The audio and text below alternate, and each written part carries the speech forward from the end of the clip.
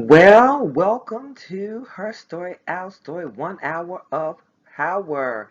This is a special training, and this is your transformation architect, Dr. Stephanie Wall, speaker Stephanie. All right, so this we're going to talk about this week. This week, we're going to start it out with decency and order. So, Father God, we come to you as humbly as we know how, thanking you for today and every day. Let's just jump on in. This is what we're going to talk about today. We've already talked about our brand story. So now we're going to talk about the how-tos of introductions.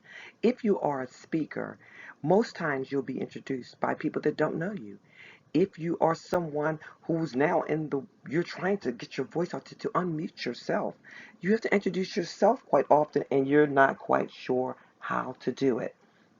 Oftentimes when we're in those networking atmospheres or environments, we are often asked things like, what do you do? And when we hear about what do you do, we think it means like, what do you do for a living? So let's talk about how to do things a little differently. Are you guys in? You in for it? All right, so let's go here. So I'm gonna give you 6 tips to becoming an expert at introduction. 6 tips. First things, create a plan. Create a plan. Whether it's a social event like a wedding or a party, it's different from a professional event where we're more focused on growing our business or expanding our influence.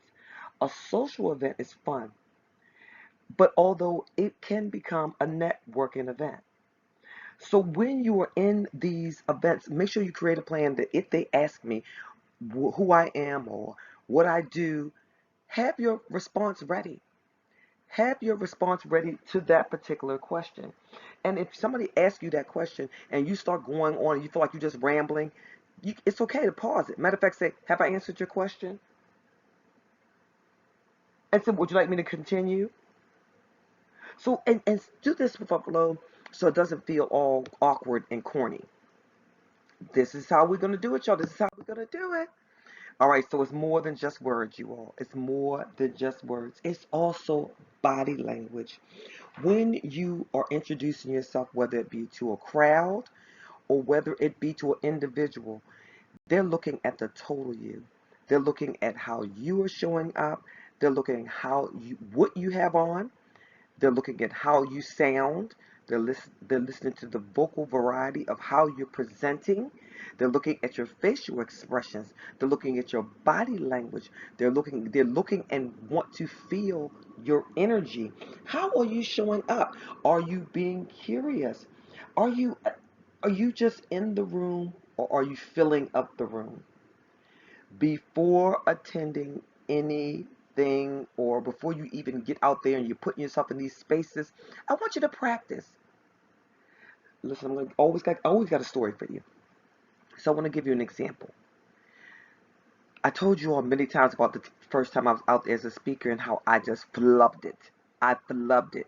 I didn't practice my story before I got out there. I shared a story that was traumatic without practicing it and learning the techniques of a speaker and how to tell a story that is can be harmful and traumatic. One, you can never lead them down the gully. Two, you have to have control of your emotions.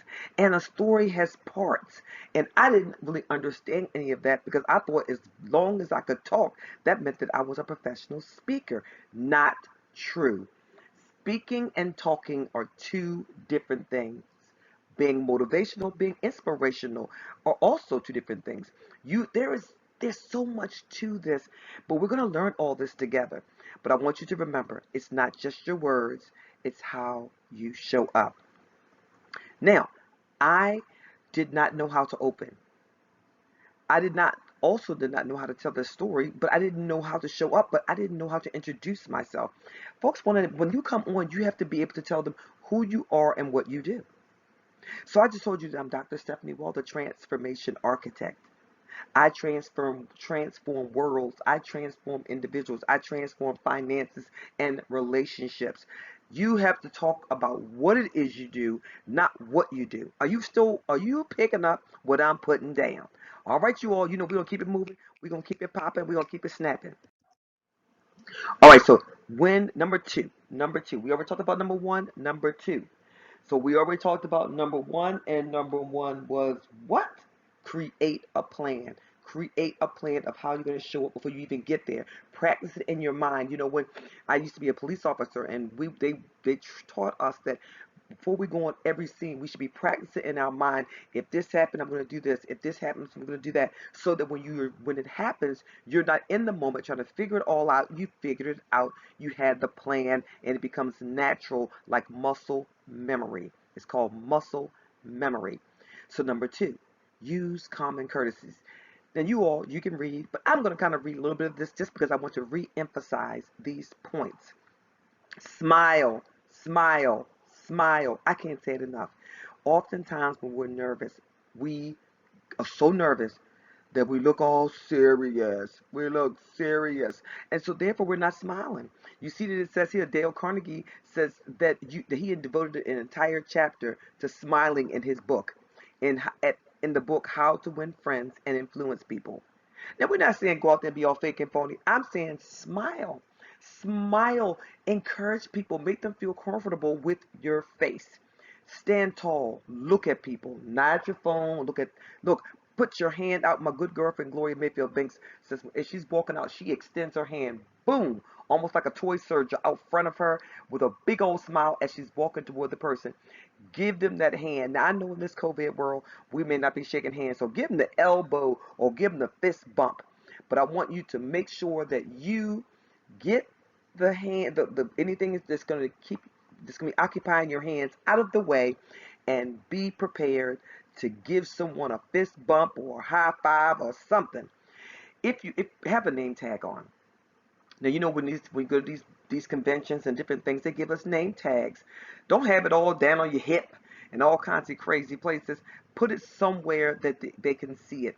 Oftentimes, if you're going to a networking event for your organization or corporation or even your company, create your own hard name tag, something that already has your name on it, or maybe your logo or your name's on your shirt. So in case you have that, hi, my name is Stephanie Wall, Dr. Stephanie Wall sticker that won't stay stuck to your suit because of whatever reason. Well, if you have your own name tag on, it is always there, it's always in place, and it looks professional. So consider having a name tag. We've already talked about that firm handshake, solid eye contact. I know individuals who have great voice, they have a great voice, they have a firm handshake, but they are find it very difficult to look at people in the eyes. Now, understanding culturally, in some cultures that can seem to be a form of disrespect or can be very uncomfortable. So you don't want to stare them down, but at least give them a quick glance. But you know, at some point, connect with somewhere on the face. And if you're not comfortable looking in the eyes, look just above the eyes, on the right between the eyes on top of the head. But I need you to at least hit that face a little bit. Give them some interaction. Whatever you do, no matter where you are, no matter what you're doing, I need you to be yourself. Be present, be comfortable, and be accountable for the words that you are sharing. Ladies and gentlemen, you are the expert in the room. You are imparting a part of who you are, some of your stories, some of what you're doing, and you cannot absolutely go in and just say any old information to any old body about anything without A, citing your sources, and B, being authentic and speaking truth to power. Most of what I'm sharing with you today, you can find on any speaker site, but particularly you can find it from Toastmasters International. Toastmasters International is a great place for every speaker, every aspiring person that wants to find their voice and to unmute themselves. Of course, I am a speaker's trainer, so you can certainly work with me, and I would love to work with you one-on-one. But I encourage you to practice your craft by joining your local Toastmasters so that you can practice it and practice it and practice it. Because anything, if you learn a new tool, have a new tool, tactic, or strategy, and you don't practice it, you will lose it. We're going to talk about cultivating our relationship. No matter how many social media contacts you have or how much marketing you do, face-to-face encounters are still the best paths to professional growth. Focus on providing value to people by telling them what you can offer instead of extracting a benefit from them. Listen, before you try to sell someone something, first build a relationship. I'm going to say this again. Before you try to sell a service or a product, you must first build a relationship. Be attentive, be interested. Do not try to impress them. This, whether it be from the stage or be in person. We buy from emotions. We all make purchases be based on the emotions, based on how we feel about the person and or organization that is supplying this said service or product, and how it makes us feel. If the product or service does not relieve a pain or make us feel excited or good about something, we are not purchasing. It has to meet a need, and whatever that need is either making us feel good or removing a pain. Remember, be the pain medicine for someone. So we're cultivating those relationships. Remember, again, before you try to sell somebody something, first build the relationship. Be curious. Now, I know it looked like my sister here is looking at her like she being nosy, like, what? What are you doing? No, that is the face of you actually paying attention to someone when they're talking. You're looking at them. You're giving them your undivided attention. You're feeling them. You're empathizing. You're being present. Develop an intense curiosity for other people. You can ask polite questions to show sincere interest. Like, I'd love to learn more about what brought you here. Get others to talk about, like, you can say, hey, is this your first time at this meeting? Hey, have you ever tried this before? I'm new here. Offer some information up first. I am new here, and blah, zay, blah. I'm new here. Have you been here before? I'm new here. Who should I talk to first? I'm new here. Are you new here? Ask questions. If you want to introduce yourself, if you want to introduce yourself, but your story may lead into their story, which makes it an easier introduction. They may say, I'm new here too. You see that? So be curious. Be willing, be open, be real, be authentic, be you. Remember, if you are a speaker, asking questions is a great icebreaker. How many of you, this is your first time at this convention? How many of you, this is your first time to Maryland, Texas, Orlando, Tampa, whatever? How many of you came here because you were voluntold? You see, be curious. All right, y'all. And y'all, like I say, y'all, I'm living in the last southern state, which is Maryland, the last southern state. So this is what we call your curiosity statement. And when I say it's called, this is from Toastmasters. They call it the curiosity statement. Instead of saying what you do, talk about, I'm sorry, what type of work you do. Tell them what you do. Here it is. So this statement says, when somebody says, well, what do you do? I work with businesses to increase their profits and help them avoid expensive and time-consuming mistakes. You see the difference? You could just simply say that I'm a business coach. I'm a transformation coach. I'm a consultant. But instead of saying that, you say, I work with businesses to increase their profits and help them to avoid expensive and time-consuming mistakes. Are you all picking it up? I need you to grasp this. Grab your camera right now. Grab your camera, or do a capture the screenshot, do a screenshot right now. I don't want to ever, ever, ever see you again saying that you are, I'm a businessman. Oh, your title. I don't want you to introduce yourself as your title. I want you to communicate your contributions. How do you serve the people?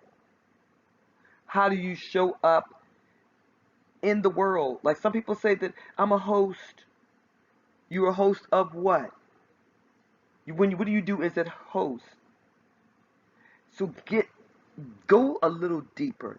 Dig a little deeper. And let's move it. Let's move it. You all got this. I will tell you that at first, I was about the biggest day. All I knew how to say was, I'm a coach, I'm an author, I'm a speaker. Okay? Everybody's a coach now. Everybody wants to be a speaker.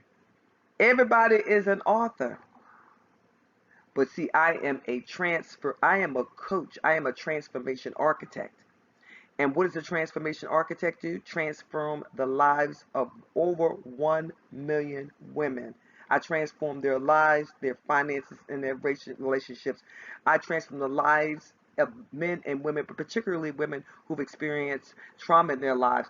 The women that want more, the women that want to say goodbye to the old self, the women who know and knew that they could do more in life and they are ready for their next. You see, you got to be very specific.